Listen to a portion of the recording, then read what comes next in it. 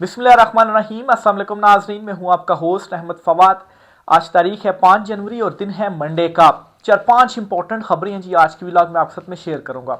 पहली खबर तो यह है कि सुहेल आफरीदी और महमूद अचकजई दोनों इब्तिदाई तौर पर दबाव बढ़ाने में कामयाब हो गए हैं। मामला क्या है, ये जो मुज़ाकरात इस वक्त हुकूमत की तरफ से मुसलसल स्टेटमेंट्स आ रही है ना, ये वैसे ही नहीं आ रही हैं। सुहेल आफरीदी और महमूद अचकजई का क्या इंपॉर्टेंट रोल है, कुछ एक्सक्लूसिव डिटेल्स आपके साथ में शेयर करूंगा। दूसरी जो खबर है जी वो ये है कि साबिक चीफ जस्टिस काजी फायज ईसा जो है ना, वो बिल आखिर इबरत का निशान बन गए हैं।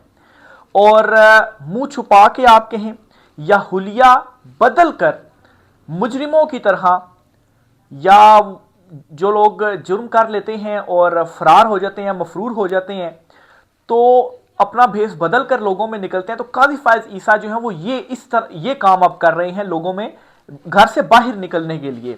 ये खबर क्या है, इस पर कुछ एक्सक्लूसिव डिटेल्स आपके साथ में शेयर करूंगा जी। फिर इसके साथ आपको ये भी बताऊंगा कि 9 मई सबसे पहले तो सुहेल आफरीदी साहब ने ये किया जी कि केपीके की हद तक उन्होंने केसेस खत्म किए। फिर उसके बाद उन्होंने कमेटी एक तश्कील दे दी तहकीकाती, और उस तहकीकाती कमेटी ने काम का आगाज कर दिया और कुछ लोगों को उन्होंने तलब भी कर लिया है। फिर सुहेल आफरीदी ने ऑपरेशन नहीं होगा और हम इसके मुखालिफ हैं केपीके के अंदर, इस हवाले से भी कुछ तफसीलात आपके साथ में शेयर करूंगा। सुहेल आफरीदी ने क्या स्टेटमेंट जो है वो दी है। और आखिर में जी अडियाला जेल के बाहर एक नए अंदाज में अब एहतजाज किया जाएगा।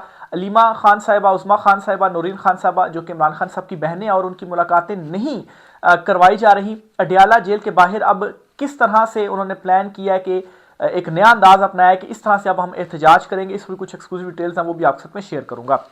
पहली जो खबर आपसे शेयर करते हैं जी वो अडियाला जेल के बाहर कल क्या होने जा रहा है, यहीं से आगाज करता हूं जी आज के व्लॉग का। हर मंगल को इमरान खान साहब की जो बहनें हैं वो जाती हैं अडियाला जेल के बाहर कि उनकी इमरान खान साहब से, उनके जो भाई हैं उनसे मुलाकात हो। आईनी और कानूनी उनका ये हक है। और मंगल वाले दिन फैमिली की मुलाकात का दिन होता है और अदलिया जजों की जानिब से, अदालत की जानिब से मुख्तलिफ अहकामात भी मौजूद हैं। लेकिन उसके बावजूद भी अडियाला जेल इमरान खान साहब से मुलाकात नहीं करवाई जाती। और आप देखें हर धर्मी के हुकूमती वजीर कहते हैं कि 8 फरवरी तक तो उनकी मुलाकात हम करवाएंगे ही नहीं। क्यों? क्योंकि उन्होंने कॉल दी हुई 8 फरवरी की, तो हमें डर है कि वो कुछ स्टेटमेंट दे देंगे, लोग निकल आएंगे, हमारा क्या बनेगा।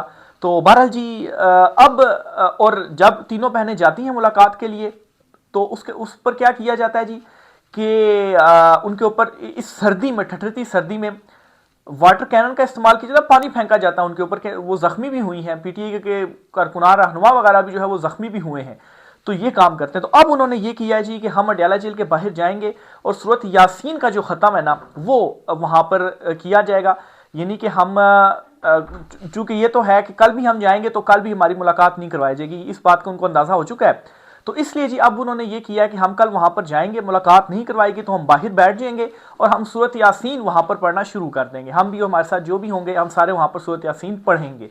तो ये प्लान किया गया है और कल अडियाला जेल के बाहर सूरत यासीन जो है वो पढ़ी जाएगी। ज़ाहिर सी बात है जो कारकुनान वहाँ पर मौजूद होंगे, रहनुमा होंगे, उनकी जानिब से भी पढ़ी जाएगी।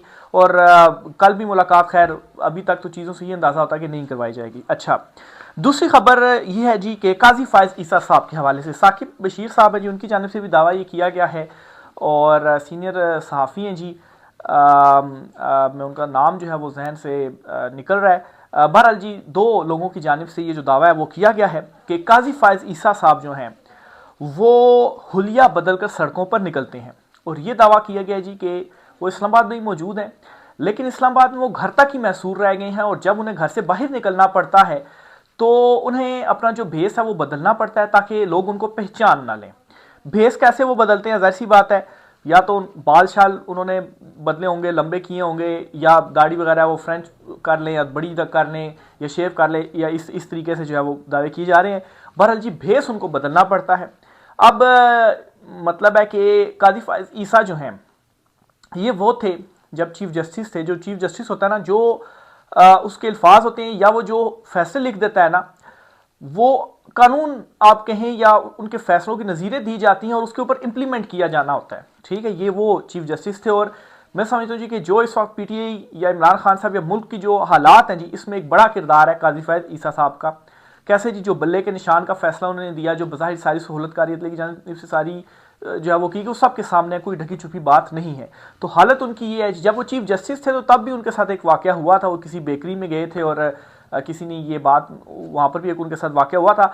तो बहरहाल अब तो वो चीफ जस्टिस भी नहीं रहे और अब इस तरह से वो बाहर निकलते हैं कि कोई पहचान ना ले। जाहिर सी बात है, आप घर में कब तक बैठ सकते हैं, कितनी देर, और मतलब है कि आप निकलेंगे तो सही ना कभी बाहर, आप अकेले नहीं रह सकते, आपको ज़रूरत होती है आप जाएं, लोगों में घुले मिलें, आपकी एक रिस्पेक्ट हो, लोग आपकी को रिस्पेक्ट की नज़र से जो है वो देखें, और फिर आप इतने बड़े ओहदे के ऊपर हों, काजी चीफ जस्टिस हों, और उसके बावजूद भी लोग जो हैं वो आप उनके दिलों में आपके लिए मोहब्बत ना हो, तो एक वो होता है। तो जाहिर सी बात है ये भी एक इबरत ही है कि भाई आप देखेंगे उनको भेस बदल कर या छुप कर जो है वो निकलना पड़ता है जी सड़कों के ऊपर।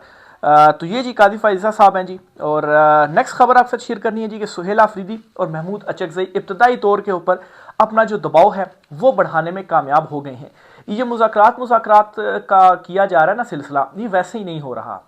सुहेल आफरीदी का मैं समझता हूँ कि उनका भी रोल है, अलबत्ता उनको इतना अरसा नहीं हुआ अभी वो वज़ीर आला बने हुए, लेकिन उसके बावजूद जिस तरह से, जिस अंदाज के साथ उन्होंने चीज़ों को चलाया है और पीटीआई को उन्होंने एक्टिव किया है ना, वो बिल्कुल वही कर सकते थे। और अली अमीन गंडापुर अगर ये काम पहले करते हैं तो आज शायद जो सूरत हाल थी वो बहुत हद तक तब्दील हो सकती थी। लेकिन सुहेल आफरीदी ने जी जिस तरीके से वो चीज़ों को लीड कर रहे हैं ना, लोग कहते थे ना कि इमरान खान साहब का कोई मुतबादिल नहीं है। अच्छा, ये बात तो है कि कोई मुतबादिल नहीं है, लेकिन इमरान खान साहब ने ना एक सिस्टम कहें या आप कहें कि कुछ लोगों को इमरान खान साहब ने तैयार कर दिया है। अब सुहेल आफरीदी का नाम कोई भी नहीं जानता था जब तक इमरान खान साहब ने इनको अनाउंस नहीं किया, ठीक है। और इसी तरह से बेशुमार लोग और भी हैं, ठीक है। तो ये वो लोग इमरान खान ने तैयार कर दिए कि जब इस सिस्टम के अंदर होंगे ना, तो फिर उसके बाद ये इमरान खान की कमी उस तरह से महसूस नहीं होने देंगे। अब सुहेल आफरीदी साहब ने क्या किया जी कि अभी जो 8 फरवरी का एहतजाज होने जा रहा है ना, ये डी चौक में नहीं होगा। डी चौक में क्योंकि मालूम है कि जब भी आते हैं तो मतलब है कि क्या इनके साथ किया जाता है, तो डी चौक का जो डी चौक में एहतजाज नहीं होगा। हिकमत अमली इस पर मुख्तलिफ होगी, अभी तक किसी को बताई नहीं कि खुफिया रखी गई कि हिकमत अमली हमारी क्या होगी। लेकिन यह बात जरूर सुहेल आफरीदी साहब की जानिब से की गई है कि मुझे मालूम है कि आप लोगों ने क्या करना है हमारे एहतजाज के साथ, लेकिन आपको नहीं पता कि हम अब क्या करने जा रहे हैं, किस तरह से हम एहतजाज करेंगे। अब देखें ना कि अडयाला जेल के बाहर अब मुलाकातें नहीं करने दी जाती थी, पुरअमन एहतजाज होता था, वाटर कैनन इस्तेमाल किया जाता था, लेकिन अब उन्होंने ये किया जी कि हम सूरत यासीन वहाँ पर जाकर पढ़ेंगे। तो ये है कि वो डटे हुए हैं और पुरअमन तरीके से अपनी जो ये मजम्मत है वो जारी रखे हुए हैं। तो सुहेल आफरीदी जो हैं उन्होंने भी सरप्राइज रखा हुआ है। फिर इसी तरह से जी अपोजिशन लीडर महमूद अचकज़ई को लगाना है। कब से पीटीआई ने दी हुई ये दरखास्तें और कहा भी हुआ है कि जी हमारे अपोजिशन लीडर है, मुश्तरका अपोजिशन लीडर हैं। तो इस पर जी अब खबरें ये आ रही हैं कि इम्कान है जी कि बहुत जल्द वो भी अपोजिशन लीडर तैनात हो जाएंगे, प्रेशर बढ़ाने में कामयाब हो चुके हुए हैं। तो इस पर देखें मजीद जब वो बनते हैं, क्योंकि अयाज सादिक के हवाले से आ रहा है जी कि उन्होंने कुछ मुलाकात वगैरह की है, वहाँ पर कुछ बरमी शर्मी भी हुई है कि क्यों अभी तक नहीं लगाया गया, सारी उन्हीं की तो नहीं माननी है। और फिर खैर नून लीग का रोल क्या है, सबको वो भी बुरी तरीके से एक्सपोज होंगे, एस्टेब्लिशमेंट भी सारे भी। तो महमूद अचकज़ई के हवाले से है जी कि जो दबाव बन रहा है ना कि बहुत जल्द वो अब अपोजिशन लीडर का जो ओहदा है ना वो उनको मिल जाएगा।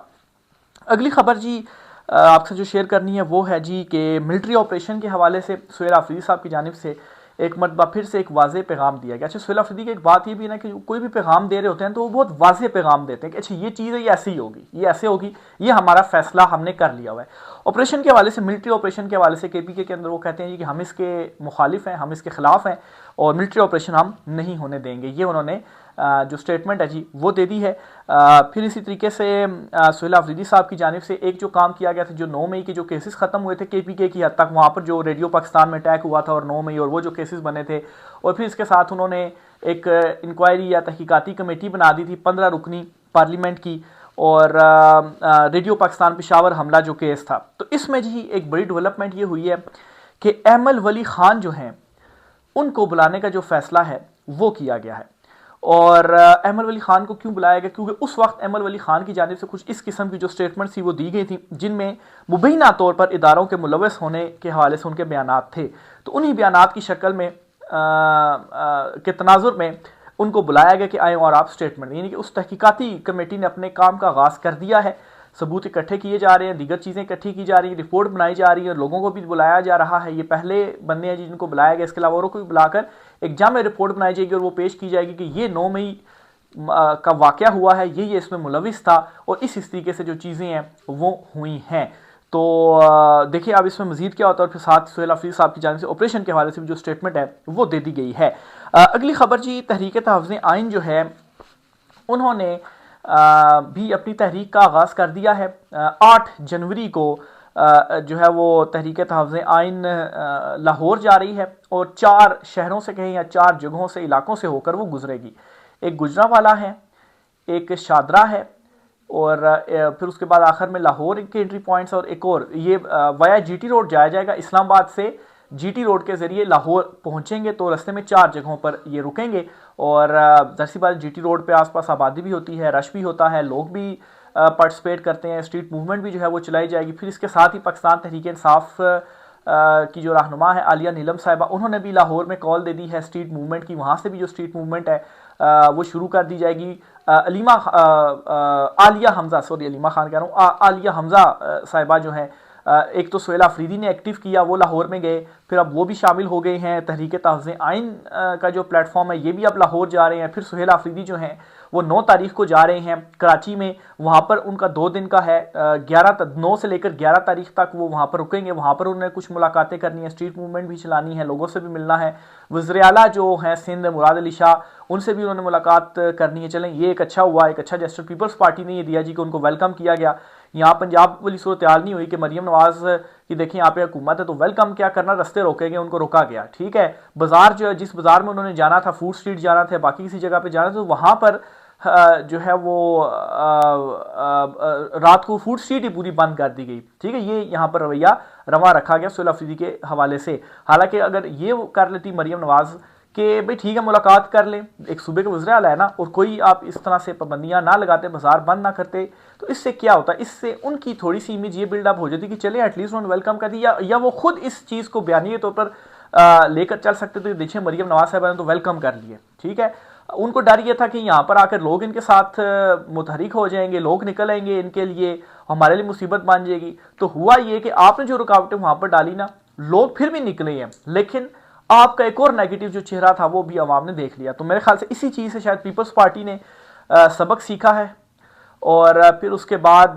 पीपल्स पार्टी ने तो अभी तो वेलकम कर दिया और नून लीग के इस रवैये के ऊपर भी पंजाब हुकूमत के नून लीग ने जो तनकीद है वो की कि इस तरह से नहीं होना चाहिए। तो दोबारा देखें 9 तारीख को सुहेल अफरीदी ने वहाँ पर जाना है, जिस तरह का वेलकम वहाँ पर मिलेगा और रुकावटें नहीं डाली जाएंगी। जब ये चीज़ हो जाएगी तो फिर कन्फर्म होगा कि चलें ठीक है, पीपल्स पार्टी जो है वो इस मामले में इस हद तक चलो ठीक रही है, क्योंकि बहुत सारी जो चीज़ें हैं ना वो ज़ाहिर सी बात है शायद पीपल्स पार्टी के भी हाथ में ना हो। ताकतवर जो हैं अगर वो कहें जी कि नहीं हम नहीं आने देंगे, हम रुकावटें डालेंगे, तो यहाँ पर भी तो इसी किस्म की चीज़ें, तो फिर क्या होगा, फिर नाम उन्हीं के जो है वो लगेगा। तो बहरहाल ये कुछ लोगों को मुतहरिक करने के हवाले से, लोगों के साथ कम्युनिकेट करने के हवाले से जो है वो डेवलपमेंट्स हो रही हैं। फिर सुहेल अफरीदी आज इस्लामाबाद कचहरी में भी आए, वहाँ पर उन्होंने वकला से खिताब किया और वकला को भी ये बावर कराने की कोशिश की जी अदलिया की आज़ादी जो है वो उसकी कितनी अहमियत है, इस वक्त क्या सूरत हाल चल रही है। और वहाँ पर भी आज देखें क्या हुआ कि जब वो आए इस्लामाबाद कचहरी तो वहाँ पर उनकी तकरीर चल रही थी, खिताब चल रहा था, तो लाइट ही चली गई। पूरा हाल जो था वो उसमें लाइट बिल्कुल ब्लैक था, लाइट नहीं थी। चलो ये चीज़ अच्छी हुई कि कैमरामैन कवरेज के लिए आए हुए थे, तो कैमरों की जो लाइट्स थी ना वो लाइट्स लगी हुई थी, उसकी वजह से स्टेज जो था वो नज़र आ रहा था, सुहेल अफरीदी नज़र आ रही थी, तो बाकी जो सारा हाल था ना वो अंधेरे में ही डूबा हुआ था। तो इस किस्म के जो काम है जी देखे हो रहे हैं। तो ये जी कुछ अहम तरीन तफसीलात थी। मज़ीद जो भी होता है इंशाल्लाह आपसे चीज़ें शेयर करते रहेंगे। राय का साथ कीजिएगा। आज की व्लॉग से इतना ही, इजाज़त दीजिए, अल्लाह हाफिज़।